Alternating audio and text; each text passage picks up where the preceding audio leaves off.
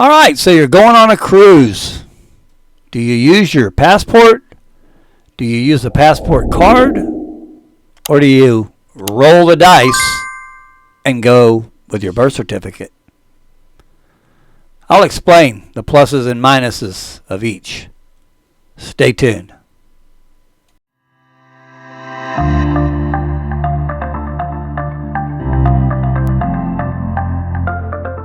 All right, welcome back, and welcome to Party of Two Cruising. I'm Patrick, and just want to get a big shout out to all the subscribers that have subscribed in the last couple of weeks.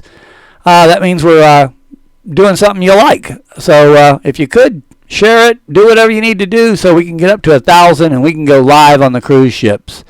And again, thank you for subscribing. All right, so when you go on a cruise, do you take a birth certificate, a passport, or a passport card when you go on a cruise? All right, first of all, let's talk about the very easy one. The first one is the passport.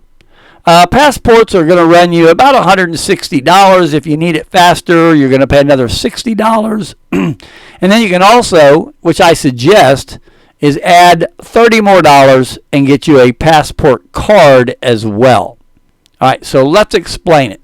With a passport, you can pretty much go by a cruise ship, by land, by air, to pretty much anywhere you want to go in the world with a passport. There's pretty much no limitations except in maybe a few little countries. But for the most part, go anywhere you want with a passport. So that's the easy one. Now, when you get to the port, I know Carnival's went to this. You're going to get your passport out. They're going to swipe it. There is a barcode on your passport. I have one right here. I'll show you. All right, so when you get to the port, they're going to swipe this and in the terminal. And they're going to just swipe this barcode right here. And what that's going to do is it's going to pull your picture out of your passport. And that's going to be your picture when you go get a drink somewhere and you look on their screen. That's the picture that's going to come up. Now, once they swipe your passport at the terminal, they're going to use it again as you're going through the doors to get on the gangway and get onto the ship. But all they're doing is looking at your boarding pass, scanning your boarding pass. Your picture is going to pop up that came from your passport, and then you're going to walk onto the ship, and that's the last time you're going to need your passport. So a lot of people say, well, where do I put my passport? Naturally, the safest place to put your passport is in your safe in your room.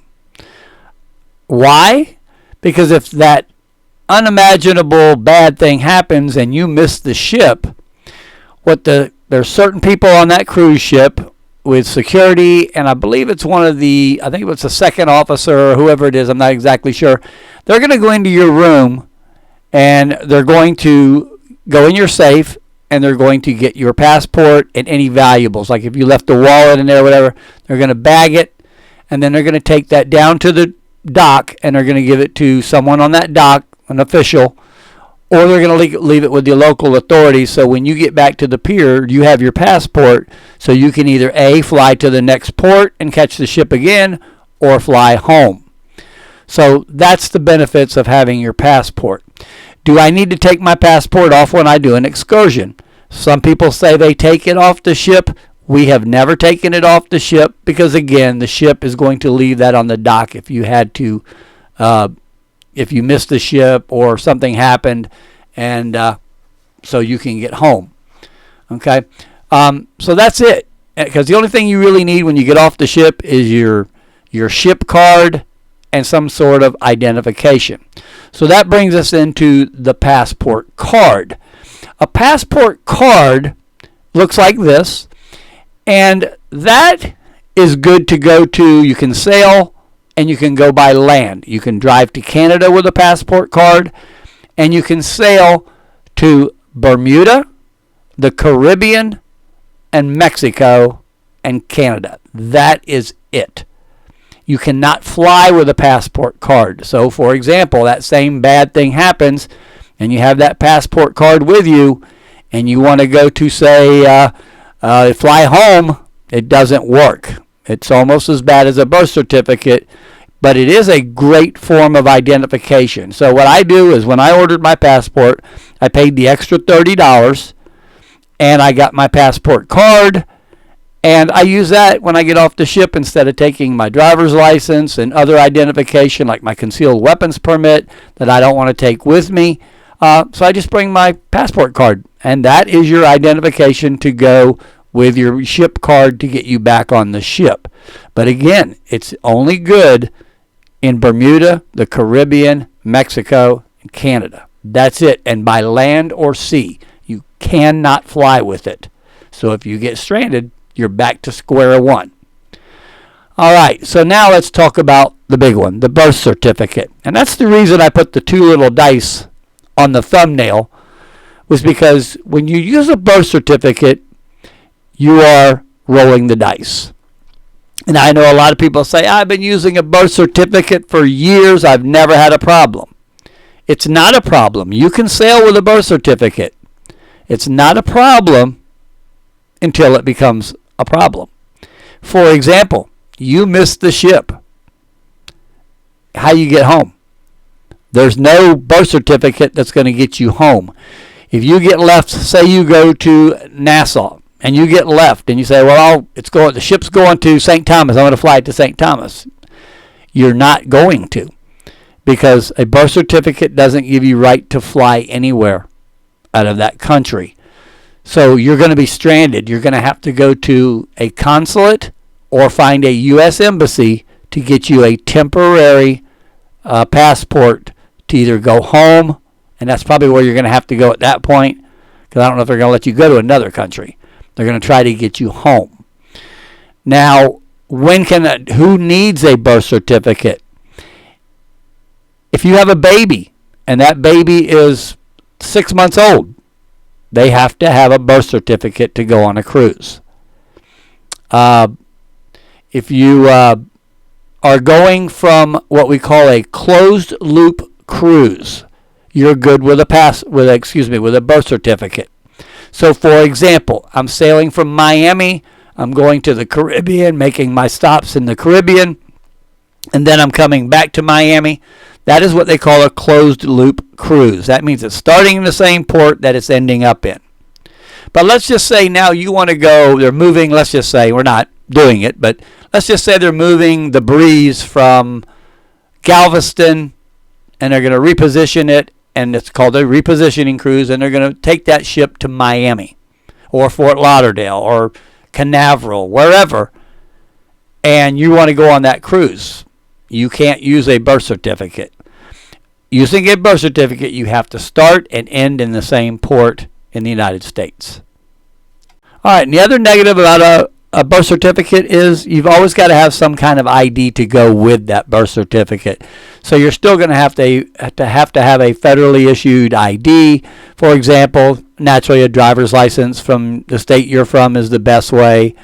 Or you can use a concealed weapons permit. Any federally issued ID you can use to accompany that birth certificate, where with a passport, that is your ID. You don't need anything to go with that passport at all. All right, so a lot of people ask, well, I can't find my original birth certificate. Can I use a copy?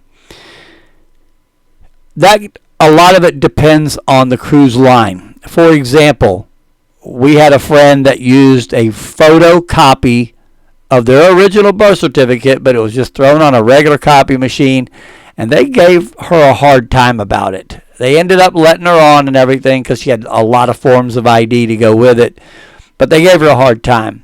Your best bet is to, wherever you were born, go to that city or county or whatever who issued it and get a copy, an abstract copy of your birth certificate.